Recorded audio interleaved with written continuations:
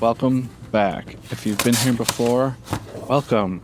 If you haven't, also welcome. This is some watercolor. We're gonna do some color play, is I think what I've heard it called before. I saw this idea from an artist. Her name is Lynsay Green Art on YouTube. She has these really great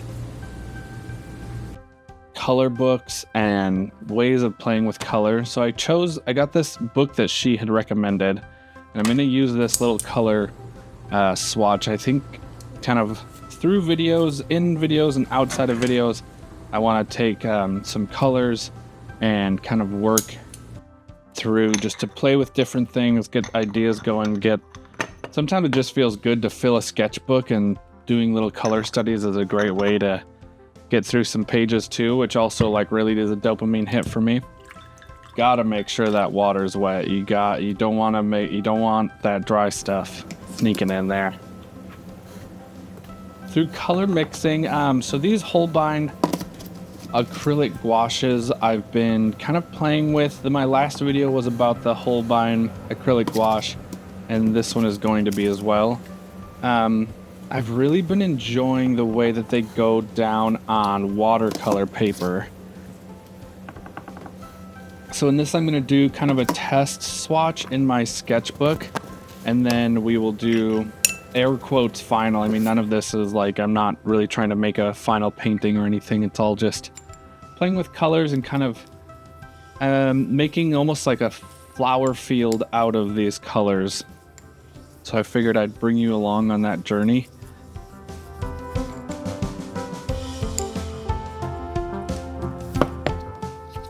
I feel like I got pretty close with that purple.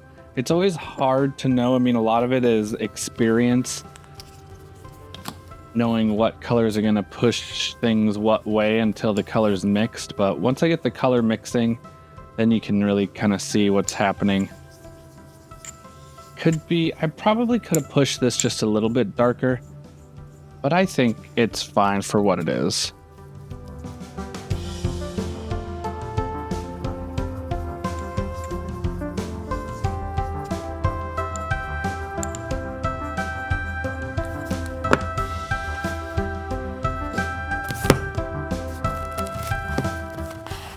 Bringing in the old sketchbook.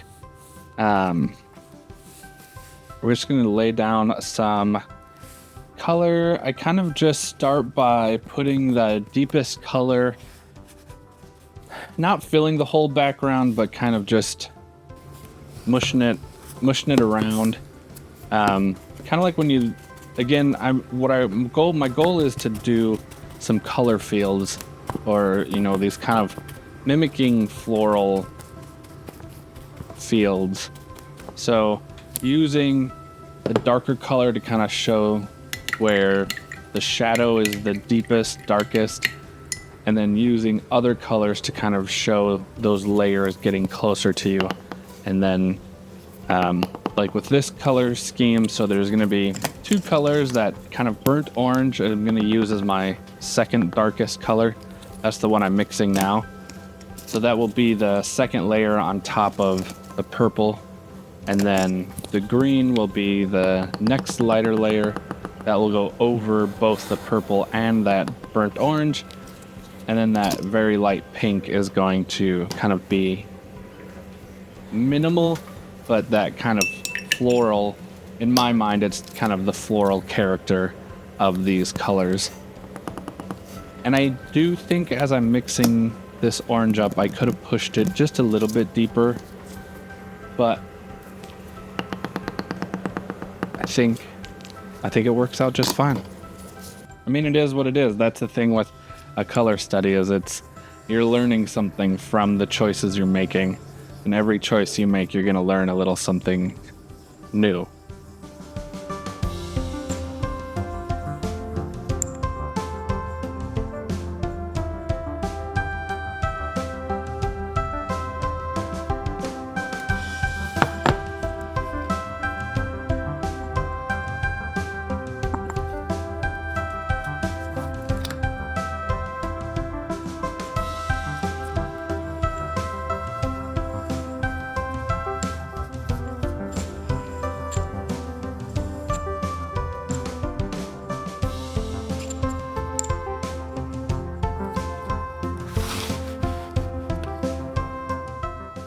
got the color mixed up, we're gonna lay it down. A big thing about what I enjoy doing when I'm doing this with the watercolor is usually the paper is wet, so these colors mix a little more. In my sketchbook, I'm not getting it quite as saturated as I do with the watercolor, so there is an element that's kind of lost, but I still really enjoy the way they kind of come together. They become these kind of witness marks of things that come in the future. Looking back, I definitely should have put more purple around the edges. This burnt orange color kind of comes through as a bit more of a framing device, but I mean, it's a study. Again, we're just trying to learn, trying to do something different, work with colors we don't always work with, so that the next time we work with a color like that, we've got a little bit of knowledge about how it works. These are the colors. I'm trying to show the colors I'm using just so, I don't know. It's always, sometimes it's hard when you see someone use a material that you are really interested in, but you're like, I don't know what it is. So I'm trying to be conscious of sharing that as I go. There's also just a lot of, what would you call it? There's a lot of materials out there, and I think watching people use different materials is a great way to learn about what might work best for you. And I think a big part of my art journey is figuring out the things that work best for me, whether it's workflows or materials. There's just so much that is dependent on like finding the thing that really like does it for you. I really love this minty green color. I kind of wished I would have pushed it maybe a little deeper blue, just because I feel like it competes with the pink just a touch. But all things considered, it's really satisfying to watch this minty green go down over these deeper colors. I mean, there's not much more you can ask for. Watching paint go down or painting myself is like one of the best feelings in the world. And if you can agree, give a whoop whoop in the comments. Just kidding. But I think there's a lot of people that find the process of painting very enriching. But painting also can be very challenging if you're trying to do something very specific. So I don't really have a plan. I have a plan as far as like the deepest colors on the bottom, the lightest colors on top. But outside of that, I don't really have much of a plan. So sometimes I am a little bit disappointed, but for the most part, as long as it feels good when I look at it, that's kind of all I'm looking for. This color turned out nice. It turned out more saturated than I wanted it.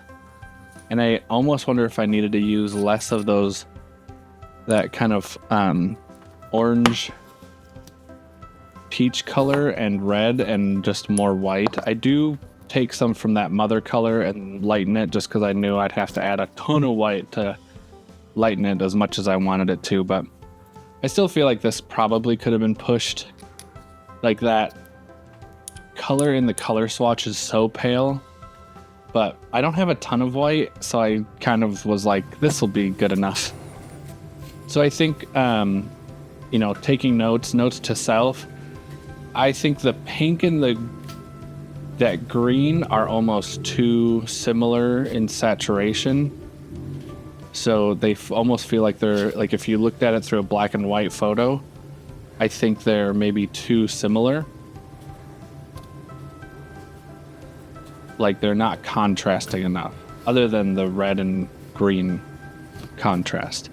Like it doesn't look bad. I think they're both so light that they kind of get lost in each other. But yeah, I do like, when I was painting this, I didn't really know how I felt. And looking back, there is something nice about it that I'm enjoying. They all kind of remind me, I've done a couple like this And they kind of remind me of like little studies of Monet's water lilies. And I think it's maybe just like the patterning, like especially when there's like cool colors. The second color study I do has more like water cool colors, and I think that kind of gives that same kind of feeling. But we got the study down, kind of got a plan. I'm gonna break off a piece of this watercolor paper. I think in the next one I use the last sheet, so I'm gonna do 2 in this video, just so you know. These watercolor papers are nice. You can color them right on the block, but I really saturate the front and the back. So for me, I just break it off and then use the water to kind of stick it to the table.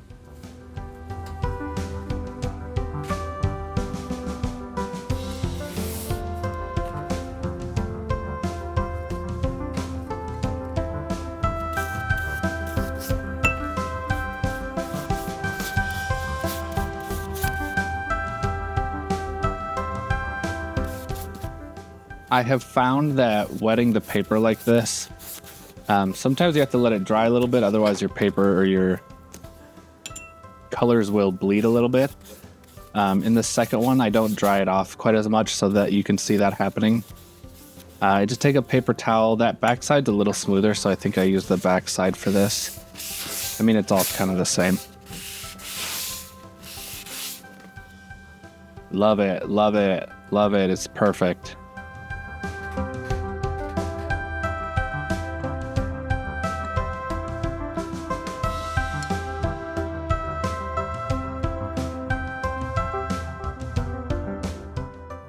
I feel like I perhaps dried the paper just a little too much, but when the paper is at its like perfect saturation, it also kind of makes the gouache feel like it's lasting longer because you're pulling it out. You know, it's mixing with the water in the paper, so the paper is absorbing some. The water on the paper is kind of pulling it around. It just is like a really satisfying experience. Here I'm realizing that I didn't quite mix enough purple, so I'm really fighting for every inch to fill it out as much as I wanted to. So I'm going to dip back into some of these more saturated spots to try to pull it out.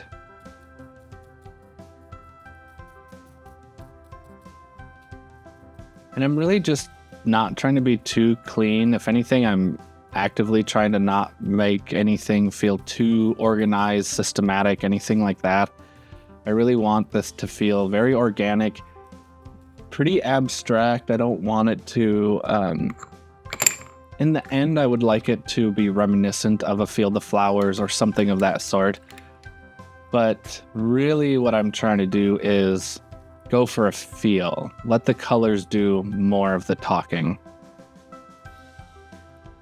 Here you can see that that purple's mixing a little bit with this rust color. And I really like when that happens because you can kind of blur some of these edges. It kind of just becomes a little more, the colors are interacting more and it becomes less, you know, this color, that color, and more ambiguous where colors are starting, ending. And I think it also helps in a feeling of depth where when, like here where I'm touching it up, you can see it feels like it's a little deeper. It's a little more desaturated, and so it feels like it's further away from you. And I really like when that happens in a painting where you're kind of letting the paint interact. It's very wet on wet, where the paint's, you know, you're not waiting for a layer to dry, you're painting everything wet so that it's interacting. You're mixing partially on the palette, partially on the painting. It can make for a really messy painting, but it also can make for a really fun painting experience altogether.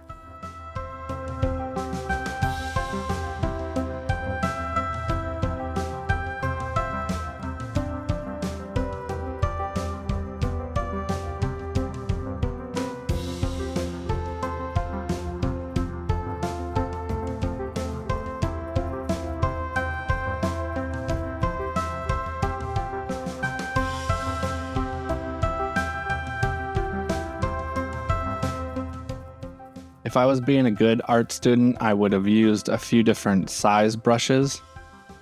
But man, sometimes when you're on a tear, you just use that one brush and it's fine. I mean, that's what I love about a round. You can get small marks, you can get bigger marks by kind of using the side almost like you would a marker. So I'm not too worried about it. Sorry to all my professors who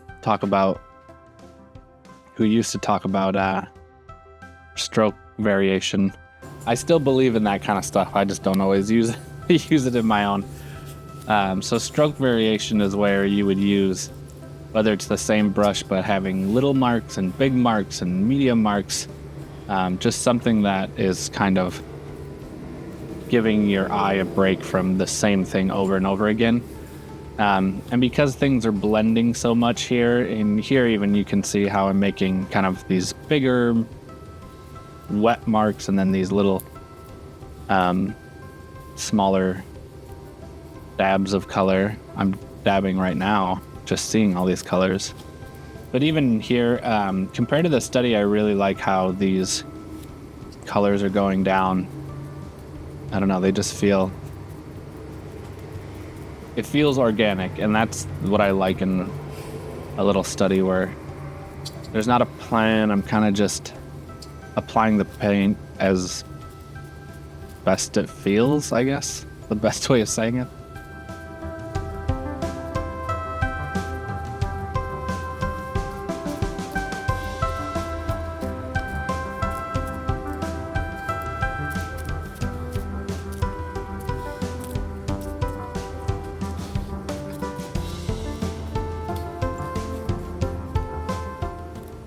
I think looking back, I would have loved to have had just a little bit deeper of a green. I think would have been really nice. Something just to go under this green, or something of that sort.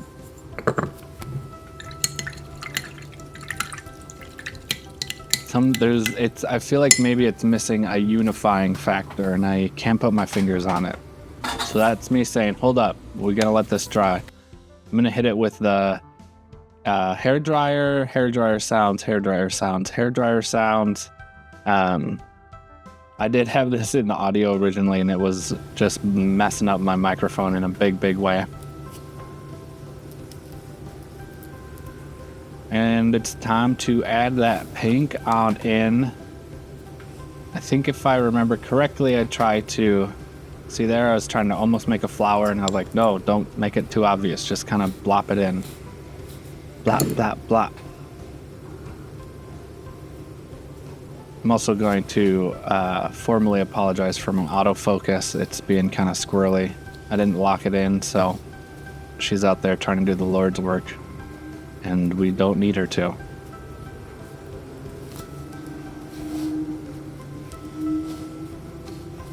That is a yummy pink, I do have to say.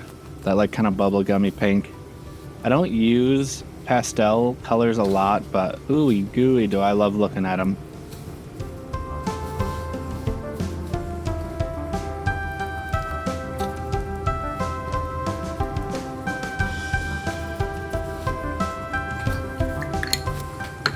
You know what, now that I'm looking at this, it kind of reminds me of almost like a desert scene where the greens, because of the brown, kind of gives that sandy vibe, and then you've got the green that are round, almost like those cactuses. What are those, prickly pear cactuses? I'm gonna put it, that's one I did the other day that I really liked. Kind of inspired this series in general. Also apologize for my color balance, it's kind of wacky. But bam! We're back to the Holbeins. We're bringing it back. This is the second. Here's a little ASMR for you. Ooh, ASMR. Am I wrong or right for doing this? It feels so good. I'm trying to pick a color. My fingers don't work. This is the one we're gonna use. That's a fun one. It feels kind of modern, but which I don't typically go for. A little more ASMR. These, I kind of tried to shorten up the color selection. Here we go. These are the ones I'm using, so I don't have to hold it up to the screen every time. Here's my sketchbook. This is where we're gonna be doing the sketches. Little tour. Wow.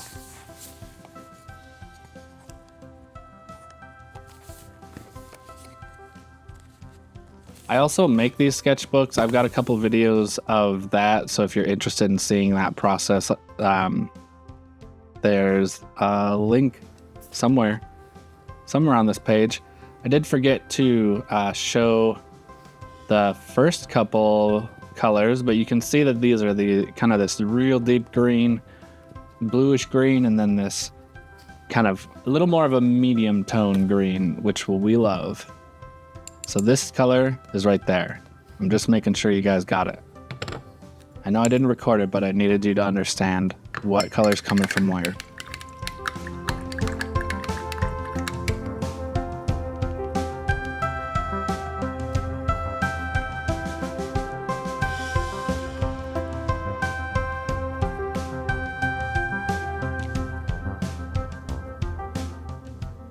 There's a little bit of green in the water I'm using, but that don't bother me none. I'm gonna use a little more of that orange. Yeah, I still feel like that orange is a little more red. Oh, there you go. I heard it and felt it in my own heart. Yeah, there we go. It still is so saturated. I forget how that red gets so saturated. Oh, I desaturated it. Nice. Man, I only did this yesterday and I forget what I did already. Yeah, I threw a little bit of green in just to kind of push it down because it just felt so like, what is it? High vis red, orange almost. So I just wanted to kind of push it down a little bit just so it didn't seem so electric on the paper. I feel like I was a little bit closer in mixing these colors as well.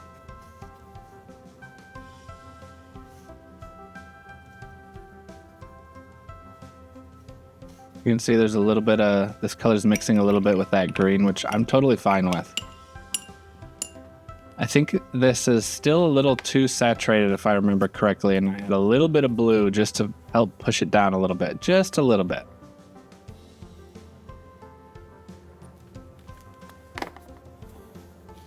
I'm hoping this works.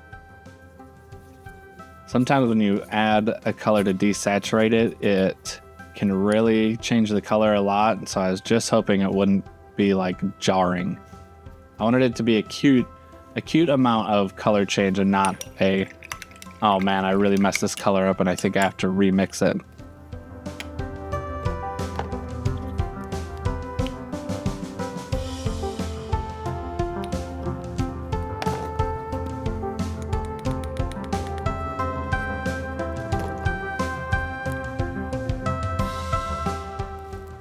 I'm not quite sure why I thought it needed the red,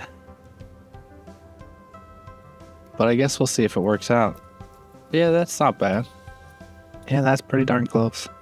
Could have used a little more white, but I don't know if I'm probably a little stingy with the white.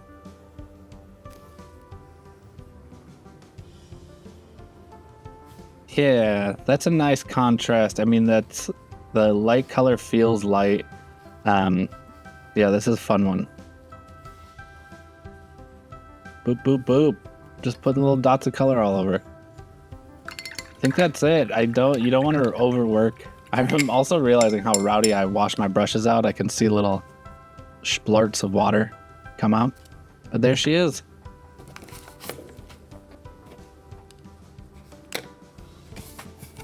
Now it's time for the watercolor paper. Bloink. There it is. One down.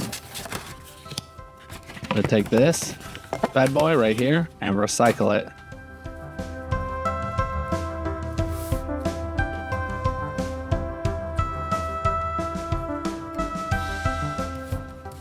Oh, a little bit of red on there. That ain't the end of the world. We're gonna cover this whole thing anyways. On the back side, flip a flop, slam a jam. I'm trying to get it straight so it doesn't look all wonky for the camera. There it is. And here I'm gonna adjust my light a little bit. So first you're not gonna be able to see it super well because there's gonna be a lot of reflection because my light's shining straight down, and then I turn it to an angle. But even here still, you can see how that color's kind of bleeding out. This was a touch more than I was expecting. Oh, here, I even zoom it in for you. There's a touch more bleed out than I was expecting, but I think it still worked. I was totally fine with it. Because it's the background, I mean, I'm not trying to get it too detailed.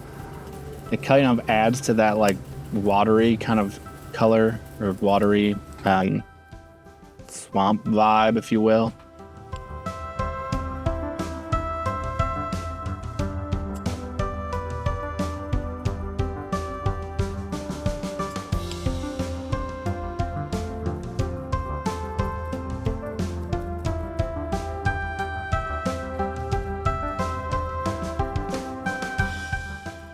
I remembered from last time, I'm making sure I get to the edges. I'm kind of trying to break up some of those spots where it looks a little too samey. And I want to make sure I'm getting in there with that green so they can kind of blend together.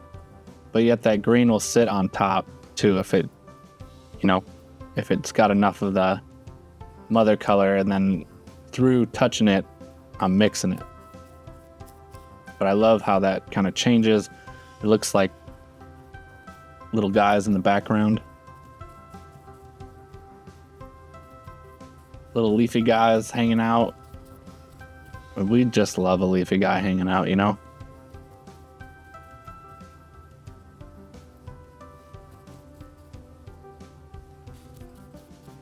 Again, I'm not being too precious about how things going down, where it's going down. I'm kind of just trying to work, what would you call it? I mean, instinct sounds a bit pretentious perhaps, but I'm really just going off of vibes, I mean, maybe instincts is the word, but it's just like, well, I don't want the whole thing covered, so like a little bit here, a little bit there. Where does it feel like it needs a little more added? Maybe where does it need to be pushed down a little bit more? Yeah, again, that color mixing on the paper is like chef's kiss, French chef kiss. It's good. Now it's time. I can't even read. I got this from a charity shop. I can't really even read the brand, but it works. I think I also, looking back, hindsight and all that, I would have mixed that orange. I'd maybe would have dried it out a little bit and then mix the orange, let the orange mix with the green. I don't know why I was being so protective of the orange and the pink. But I don't think it turned out bad. It is what it is. But these are the things, you're always learning from the things you're making and doing as an artist. Rarely are you not learning something, even if you're doing something, air quotes, wrong. That's me doing air quotes. Usually you're at least going to learn something, even if you really bite the big one. You're going to know, hey, I probably shouldn't mix those colors again because I really don't like it. And then I think through that decision making is how you kind of develop, again, air quotes, a style. I'm not sold on like having to have being married to one style necessarily, because I'm big on not trying to pigeonhole myself. We're bringing back the hair dryer, bow and wonder to its majesty. But I think, at least when I was in college, a lot of people were really focused on their style. And I think, and maybe, maybe I'm under valuing it, but I think style comes from doing something over and over again. It's like style is the choices that you make, whether they're conscious or subconscious. And I try to let my style be subconscious decisions, because if I think about it too much, then it's too forced and I don't know, it just doesn't work for me. But all that is to say, let yourself play a little bit, have a little bit of fun, get your paints out, get messy, make something you don't like. Make something you maybe do like and didn't know you were gonna like. Oh, that's where the secrets are. That's where all the good stuff is. Because honestly, even when I was painting both of these, I was like, I don't know. And now looking back on them in the voiceover, I'm like, these are fun. They feel great. I love this background. That's why I almost wish I would have let these colors bleed together a little more, just because that background has so much loose quality to it. And then these marks, because I dried the background so much, these marks are, what do you call it? They're just a lot more stiff. But I think that's it. Look at these little flower fields, little watercolor flower fields.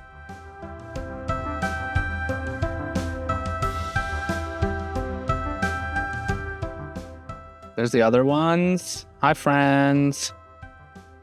I hope you enjoyed. I had a blast.